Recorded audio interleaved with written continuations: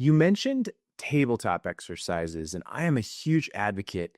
People reach out to me and they're like, hey, Rick, we really want a security assessment or a risk assessment. We're not sure where we're at. And I say, do you have an incident response plan? And have you tested it? And they always say, well, why would you ask me that question instead of telling me you can give me an assessment? And I said, well, if you don't have an incident response plan, if you haven't tabletopped it or practiced it, then you don't know what you're assessing. And so, Lou, what are some big misconceptions that you're seeing companies when they approach that IRP, that tabletop side of the house? Yeah, it's right exactly to your point, Rick. At first, it's like, well, what's your plan look like? And they're like, oh, yeah, we've got a plan. Well, when did you review it? Well, I don't know. It's on the shelf somewhere. But, we created it like 3 years ago from a template that NIST had or something. And then it's like, okay, well, let's look at that plan because what people don't understand is, it's what do they say? The plan falls apart when you get hit in the face, or so. Everyone has a plan till they get hit in the face. I mean, that's what IR is like, and having done, I've led probably over 35 IRs now, just to add at CDG, and it's when you see the way people react and you see the way that things are. I mean, you've been a paramedic and you've been in, obviously very sketchy situations in the military and things like that.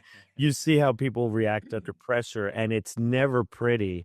So the only way that they can actually react with any kind of confidence or at least minimize the panic and anxiety is by having a plan and then rehearsing the plan. And that is like, again, like the most basic of any kind of high performing organization is you map things out and then you test them and you make sure that if you are preparing for this kind of disaster, that you're doing it in a way that the first time you're looking at your plan is not when the bullets are flying and you're trying to take cover, because it's just not going to work. So what that's often what we find is they have the plan hasn't been reviewed, it's not even relevant to their organization. So that's the first thing we do is we say, okay, we're going to do a tabletop, but even before the tabletop, and it sounds like you're doing the same thing, Rick. We're saying, let's review the plan and let's look at your capabilities. Do you even have today the capability to detect something bad happening in your environment? Where are the gaps? Because then in parallel, we can say, we deliver that report and say, okay, here's the gap, here are the gaps, and here's how you have to improve. And then now let's do a tabletop based on some of the improvements we've already made to your program. And then, they can iterate and get better.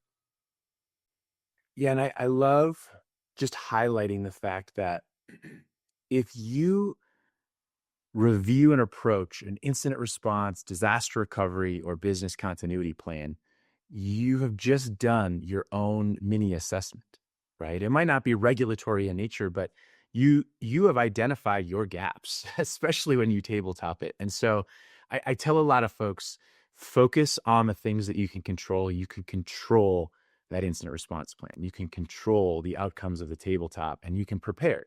And so I appreciate your sharing of that.